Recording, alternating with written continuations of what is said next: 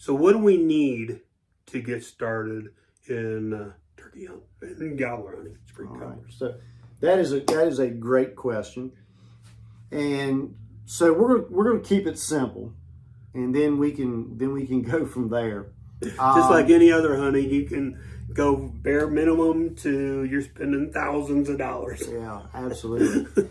So you're going to need some camo. You know, this is a leafy suit that I have worn for many years. I can slide that on. It's very inexpensive. It's lightweight. I don't even think it's a name brand. I think I bought it in a clearance part of one of the box stores or whatever. Do you have to worry about certain camo type or anything? As long as it's multicolor. Yep. You got to remember, those birds have tremendous eyesight, and you've really got to sit still. But camo is a must. So this one that you have has got a lot of leafy stuff, Yep. stuff that can blow and make it look natural. Yep. Does it have to have that? Can you just have some camouflage pants? It does not have to have this. You can have just a camouflage pants. You could probably wear this green plaid shirt that I've got on and be okay. You got to remember, birds see color. The main thing is try to blend in. Okay. You don't have to have, and I'm gonna tell you why I have this suit. It was very cheap, and it's very thin. It's no pockets at all in this thing. I can slip it over top of blue jeans. Okay. So you don't have to have a. So you'd have that in your truck or your car, and when you get to the place, you just pull them on. Pull it on. The same way with the jacket. Again, there's no pockets. It's got a zip front. It's very lightweight. The spring of the year, we're starting to get those warm days. You know, and when you're hiking those trails and out in the woods in the spring of the year, especially that later part of April, you can start getting some really warm days. So, you know, a light, thin camouflage of some sort is a must. So with me, like I just got camouflage pants, a camouflage long sleeves t-shirt, camouflage gloves. Be good to go. And then I got a face mask. Be perfect. Perfect. The main thing is set still. So I don't have to go out and get me a ghillie suit. No. Okay. No. Ghillie suits are very heavy, and they're tough to cover ground in. And you're going to learn. We'll talk later on in another episode strategies. But you know, I'm a what's called a run and gun type of guy. I'm covering a lot of ground. Okay. Turkey hunting. So as long as you got camouflage from head to toe, you're good to go. Yeah. Okay. Yeah. People are using ground blinds. You know, that's another expense. Like you said earlier, if you can't sit still and you're not patient, turkey hunting may not be for you. Well, you can always purchase a ground blind, and that's going to allow you to move and fidget and get away with some of that type of stuff. But turkeys just have a keen eyesight, and that's what gets you in trouble. So now I'm gonna throw a piece of safety in here. We're all greened up, okay? But when you're going in, at least wear an orange hat, okay? Because there are other hunters, you know, and you don't quite know what they're going to do. So at least have an orange hat on, an orange vest or something. I keep this in my turkey vest. I can throw that on, and it also, when I'm lucky and I harvest a turkey and I'm carrying it out of the woods, I wrap this around that turkey and throw him over my shoulder and out of the woods. So now they're not shooting at the turkey. That's right. But wear some orange going in and going out. I think you've mentioned this once before. Maybe tie it up high. Yep. To where other hunters can see you're sitting there. Stand up tall and put it up there to where they can see it. Yep. But be sure, just because you don't have to wear it while you're hunting, at least wear it in, wear it out. Absolutely. That's a great point. Great point. We can never be too safe. No. So, just some natural colors in the woods, you'll be fine. Okay. You don't have to spend a ton of money on matching camo and all that good stuff. And the other good thing is you don't have, I know a little bit about this, but you don't have to worry about scent. Exactly. Okay. Just their eyesight. Yeah, so you don't have to worry that you keep your clothing in scent-free. You don't have to take showers in scent-free soap, and you don't have to worry about any of that stuff. Just make sure you get all camouflaged up and get out there. Yep, and sit still. Yep. Yep. We've harvested, me and my entire family, my wife, myself, and my son and daughter, all sitting within a 5-yard radius of each other and have harvested turkey. So that's a lot of people and a lot of opportunity for a mess up. But if you sit still and do what you're supposed to, things will work out. Where you have to have a plan.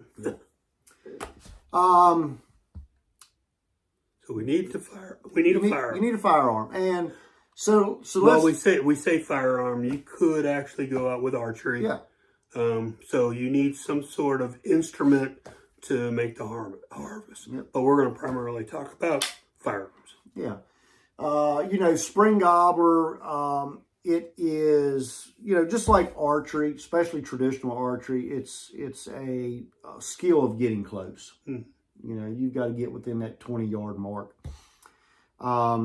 Spring turkey is kind of that same thing. Is you want to try to get that turkey to within shotgun range. Although here in Virginia, you can legally harvest spring turkeys with a centerfire rifle. Oh, I didn't know that. Yeah. So you don't have to go out and buy special equipment. You can take an old, just like this. This is an old single shot 20 gauge. Some number 4s or 5s, maybe even 6s, and you get that turkey within range, and you can harvest that turkey with this firearm, no problem. Back many years ago, we didn't have the high performance ammunition that we have today. And so don't get all caught up in magazine articles and other information out there. You don't need that necessarily. And you can take that with a lot of other outdoor stuff, because you can read the articles, you can watch other YouTubes, you can watch TV shows, and sometimes that might push you away because, I don't have the skill for that, or I can't afford that. If you're watching this, typically you'll probably be able to at least afford the bare minimums. They probably already got the bare minimum. Yeah, a basic shotgun would be good. Or does it have to be a certain gauge? You said that's a 20 gauge. It does not. We're using everything from 410s all the way up to 10 gauges. Okay. And people are using 22 rifles all the way up to high-powered rifles. 22 rifle for a Gobbler. Okay. Yep. So a lot of times if you're in the hunting, you may have already figured out, or you may have a lot of this stuff. I'm going to probably use an old Remington 870 pump, because that's what I've got. Yep. So okay. So, yep, camo, a firearm. Now show them your other firearm. And we can get... This is the other end of that spectrum. So that's the basic he just showed you. This is when you're really into turkey hunting. Yeah, this is... you know, this is a fully camouflaged. It's got optics.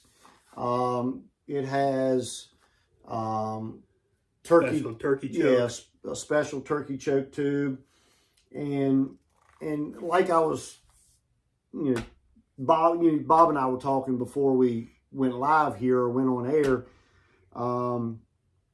You know, hunting moving target birds, dove hunting, you know, or shooting clays or skeet. You're pointing a shotgun. Yeah, it's just you're shooting.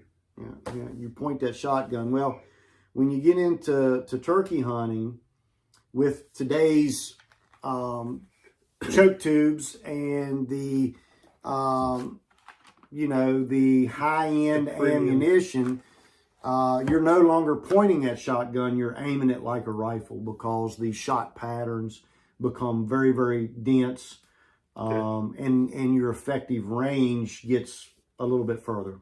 Okay. So that's the actual setup specifically for turkey. This is right? this gun is my primary turkey gun, and it is has been purchased and set up strictly for spring gobbler hunting.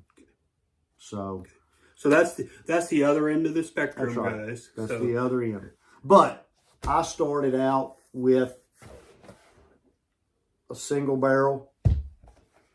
Yep. And basic equipment and harvested turkeys. So unless you know for a fact that you're going to love turkey hunting, just use what you have. Yeah. You use a basic thing or what you can borrow or something like that until you understand. Like with me, you know, I may get to that point there that I'm going over to the end. Okay, which I've done with the archery side. Yeah. And moving over. Absolutely. So, but speaking of that, you can use, like we said, you can use your compound or your longbow, your recurve, or even your centerfire rifle. Your rifle, but the other crossbow. Yeah. Sorry, absolutely. I don't shoot crossbow, so that's why I always forget them. So, but yeah, you could use them other weapons. Yep. Or firearms. Yeah. Or your choice of whatever you want to harvest it with. Yes. So we've got camo, we've got a firearm, and then, you know, in my opinion, you can't turkey hunt unless you're interacting with them. So some sort of turkey call, right?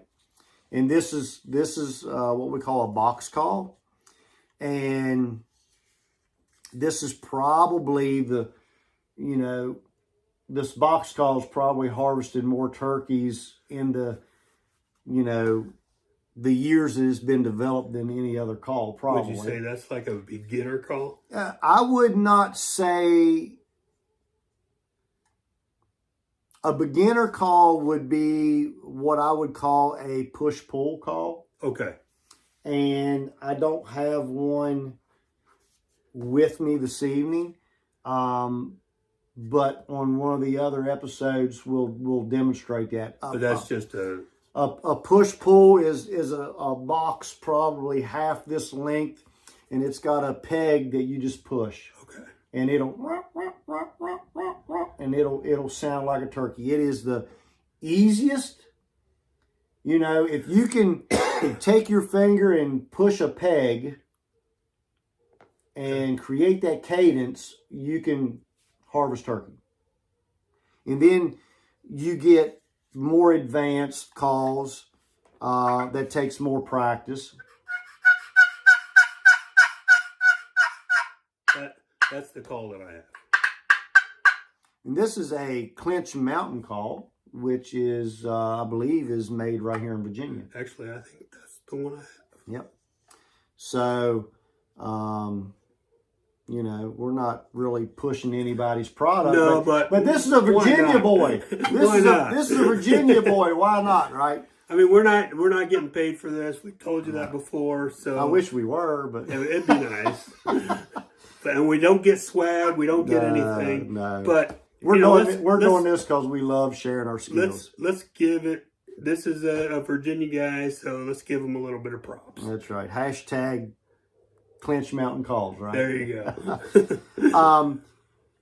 But and that's the beauty of turkey hunting is that interaction. That's what inspired me. That's what keeps me going back every year is, when you can make a noise, and these are just called what we call friction calls. They all fall in. You're rubbing two surfaces together and to create that turkey cadence.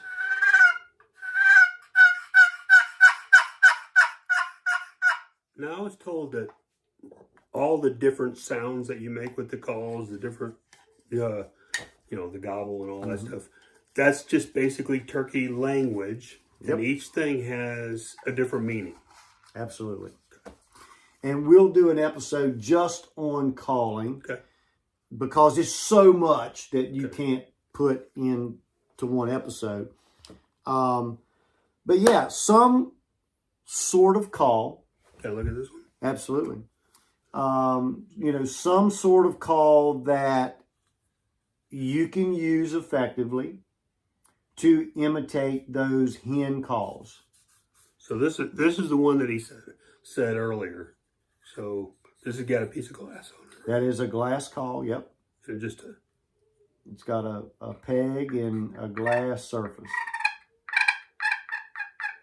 I did it. Yeah, you made a sound. Yeah, absolutely. You made a sound. And this is, I call them pot calls. They're a lot of, but they're just a round pot friction call, and you can get all kinds of surfaces. Yeah.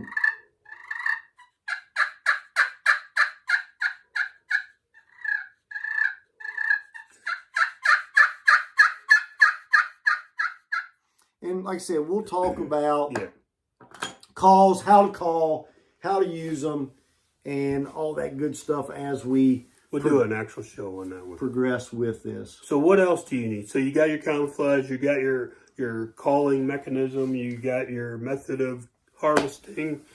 What else do we need? We need a Virginia hunting license. Yep. Other than that, that is the bare bones